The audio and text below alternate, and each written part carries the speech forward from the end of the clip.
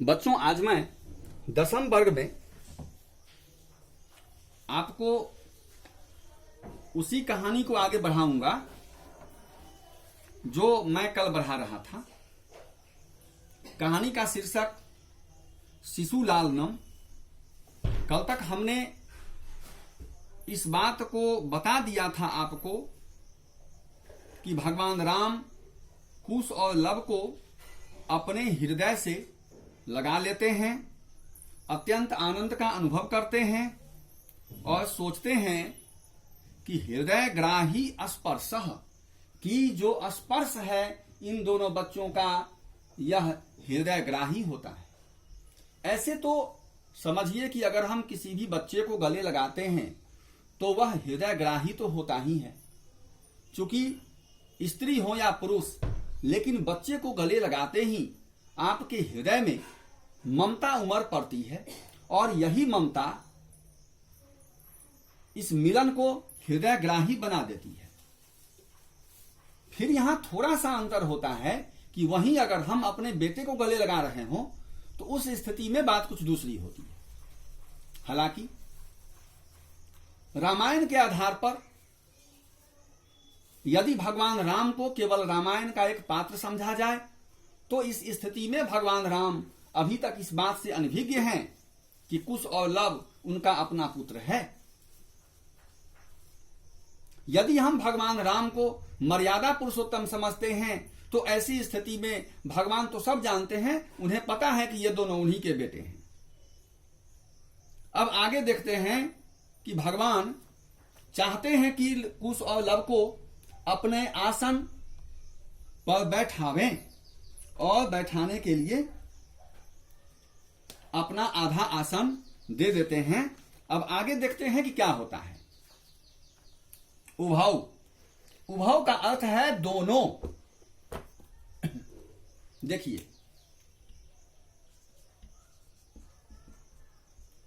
उभौ का अर्थ है दोनों।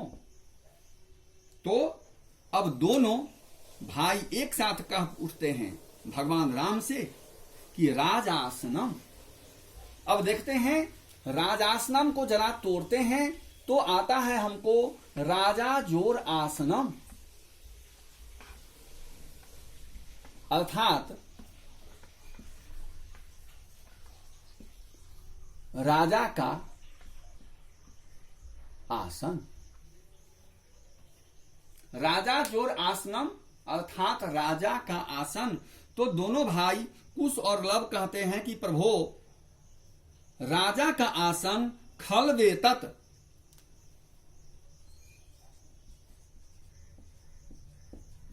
खलवेतत का अर्थ है, इसको तोड़ते हैं, पहले संधि विच्छेद करते हैं तो मिलता है खलु जोर एतत।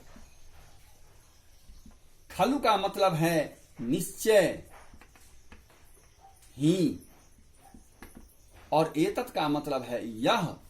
तो दोनों भाई कहते हैं कि प्रभो, यह तो राजासनम, यह तो राजा का आसन है निश्चित रूप से। खलवेतत, खलु जो एतत, कहा प्रभो यह तो निश्चित रूप से राजा का आसन है और मैं राजा नहीं हूं।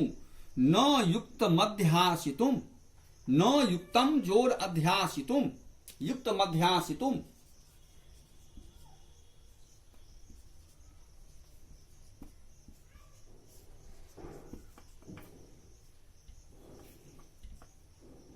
युक्तम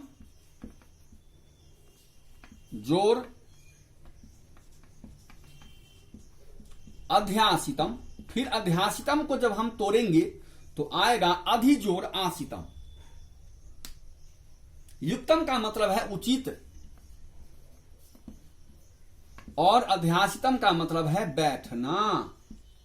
तो कुश और लव कहते हैं भगवान श्री राम से कि प्रभो, यह तो आपका आसन है और आप राजा हैं, तो ऐसी परिस्थिति में यहां बैठना हमारे लिए उचित नहीं है। युक्तम अध्यासितुम न। अब आप समझ गए होंगे। इस पूरी पंक्ति का अर्थ हुआ कि कुश और लव दोनों भाई कहते हैं कि प्रभो यह तो राजा का आसन है, राजा को ही बैठना चाहिए, इसलिए हमारा इस पर बैठना उचित नहीं है। अब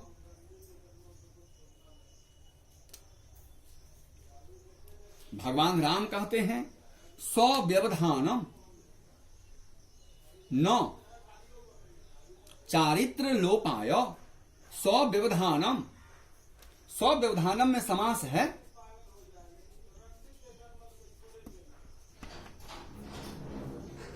स्वव्यवधानम इसका मतलब है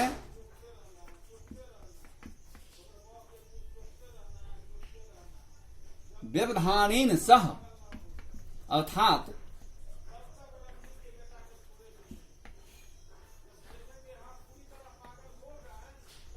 व्यवधान से, व्यवधान के साथ,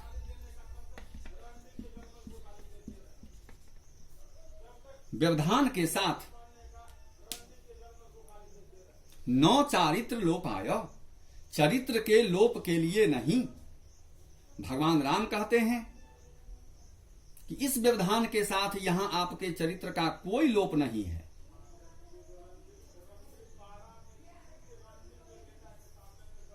अर्थात इससे आपके चरित्र का कोई लोप नहीं होगा। एक बात तो हम सभी जानते हैं कि राजा की आज्ञा सर्वोपरि है,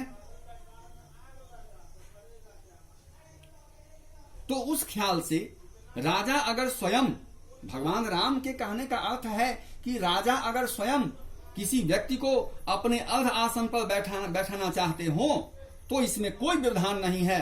न व्यवधानम अत्र, यहां कोई व्यवधान नहीं है। और दूसरी स्थिति में हम यह भी देखते हैं कि वह व्यक्ति आखिर अपने मन से तो बैठ नहीं रहा है, उसे बैठने के लिए राजा खुद आदेश दे रहे हैं। तो भगवान कहते हैं तस्मादंकः व्यवहित मध्यास्यताम सिंहासनम, कहा इसलिए आप हमारे साथ हमारी गोद में बैठेंगे। अगर आप सिंहासन पर बैठना नहीं चाहते तो हम आपको अपनी गोद में बिठाना चाहते हैं, आप हमको अपनी गोद में बैठाइए। और अंक मुपवेशयति, अर्थात भगवान राम दोनों बच्चों को अर्थात कुश और लव को अपनी गोद में बैठा लेते हैं।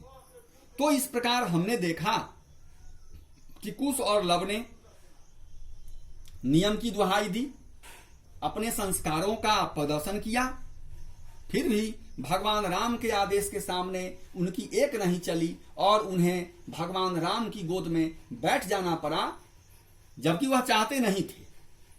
तो इन्हीं शब्दों के साथ मैं अपनी वाणी को विराम देता हूं। That's all.